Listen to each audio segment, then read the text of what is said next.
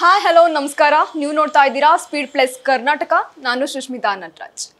July 2015ರಲ್ಲಿ release ಆದಂತಹ Bahubali the beginning cinema ಎಲ್ಲ ಮೂಲೆ ಮೂಲೆಯಲ್ಲಿಯೂ ಸಹ ಕುತೂಹಲ ಮೂಡಿಸಿತ್ತು.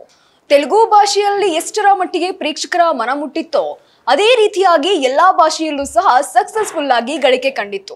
ಇನ್ನು ನಮ್ಮ ಕನ್ನಡದಲ್ಲಿ ನೋಡೋದಾದ್ರೆ ನಮ್ಮ ಅಭಿನಯ ಚಕ್ರವರ್ತಿ ಬಾದ್ಶಾ ಕಿಚ್ಚ ಸುದೀಪ್ ರವರ ನಟನೆ ನೋಡಲು ಬಹುತೇಕ ಅಭಿಮಾನಿಗಳು ಚಿತ್ರಮಂದಿರಕ್ಕೆ ಹೋಗಿದ್ರು.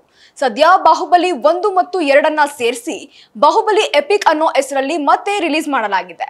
3 ಗಂಟೆ 45 ನಿಮಿಷಗಳ ಸಿನಿಮಾಗೆ ಮಸ್ತ್ ರೆಸ್ಪಾನ್ಸ್ ಕೂಡ ಸಿಗ್ತಾ ಇದೆ. ಆದ್ರೆ ಇದನ್ನ ನೋಡಲು ಬಂದ ಕಿಚ್ಚನ ಫ್ಯಾನ್ಸ್ ಮಾತ್ರ ಕೊಂಚ ಬೇಸರ ಮಾಡ್ಕೊಂಡಿದ್ದಾರೆ. ಯಾಕಂದ್ರೆ ಫ್ಯಾನ್ಸ್ಗಳು ಕಿಚ್ಚನ ಭರ್ಜರಿ ಎಂಟ್ರಿಗಾಗಿ ಕಾತುರದಿಂದ ಕಾಯ್ತಾ ಇದ್ರು. ಆದ್ರೆ ಬಾಹುಬಲಿ ಎಪಿಕ್ ನಲ್ಲಿ ಕಿಚ್ಚ ಕಣ್ಮರೆಯಾಗಿದ್ದಾರೆ.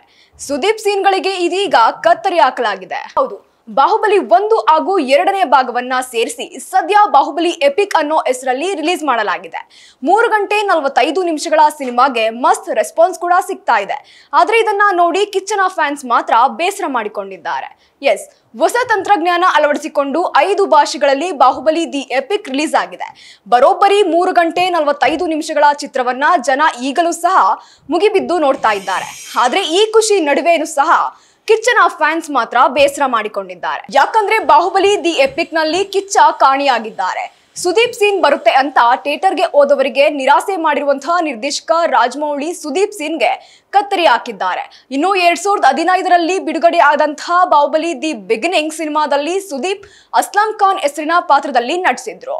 ಅರೇಬಿಯನ್ ಶಸ್ತ್ರಾಸ್ತ್ರಗಳ ವ್ಯಾಪಾರಿಯ ಪಾತ್ರ ಅದು. ಕಿಚ್ಚನಿಗೆ ಒಳ್ಳೆಯ ಫೈಟ್ ದೃಶ್ಯಗಳು ಸಹ ಇತ್ತು. ಬಾಹುಬಲಿ ಸಿನಿಮಾದ ಪ್ರಮುಖ ಪಾತ್ರಧಾರಿ ಕಟ್ಟಪ್ಪನ ಶಕ್ತಿ ತ್ಯಾಗವನ್ನ ಪ್ರೇಕ್ಷಕರಿಗೆ ಪರಿಚಯಿಸುವುದಕ್ಕೆ ಅಸ್ಲಾಂ ಖಾನ್ ಪಾತ್ರವನ್ನ ರಾಜಮೌಳಿ ಜಾಣತನದಿಂದ ಬಳಸಿಕೊಂಡಿದ್ರು. ಇನ್ನು ಸುದೀಪ್ ಸಹ ಅದ್ಭುತವಾಗಿ ನಟಿಸಿದ್ರು. ಕೆಲ ಎಲಿವೇಶನ್ ದೃಶ್ಯಗಳು ಸಹ ಸುದೀಪ್ ಅವರಿಗೆ ಈ ಸಿನಿಮಾದಲ್ಲಿ ಇತ್ತು. ಆದ್ರೆ ಈಗ ಸುದೀಪ್ ಆ ದೃಶ್ಯಗಳಿಗೆ ರಾಜಮೌಳಿ ಕತ್ತರಿ ಹಾಕಿದ್ದಾರೆ. ಅಸಲಿಗೆ ಬಾಹುಬಲಿ 1 ಮತ್ತು 2ರ ಅವಧಿ ಸೇರಿದ್ರೆ ಬರೋಬ್ಬರಿ 5 ಗಂಟೆ 50 ನಿಮಿಷದ ಅವಧಿ ಆಗುತ್ತೆ.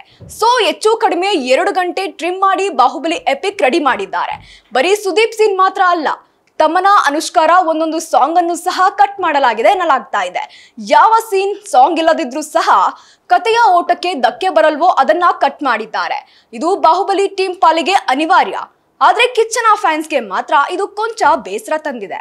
ಬಾಹುಬಲಿ ಕನ್ನಡದಲ್ಲಿ ರಿಲೀಸ್ ಆದ್ರೂ ಕನ್ನಡಿಗನಾದ ಕಿಚ್ಚ ಸಿನಿಮಾದಲ್ಲಿ ಇಲ್ಲ ಅಂತ ಬೇಸರ ಹಂಚಿಕೊಳ್ತಾ ಇದ್ದಾರೆ. ಇದಾಗಿತ್ತು ಈ ಕ್ಷಣದ ಸುದ್ದಿ. ಮತ್ತಷ್ಟು ಸುದ್ದಿಗಾಗಿ ನೋಡ್ತಾ ಇರಿ ಸ್ಪೀಡ್ ಪ್ಲಸ್ ಕರ್ನಾಟಕ. ನಿಮ್ಮಿಂದ ನಿಮಗಾಗಿ, ನಿಮಗೋಸ್ಕರ.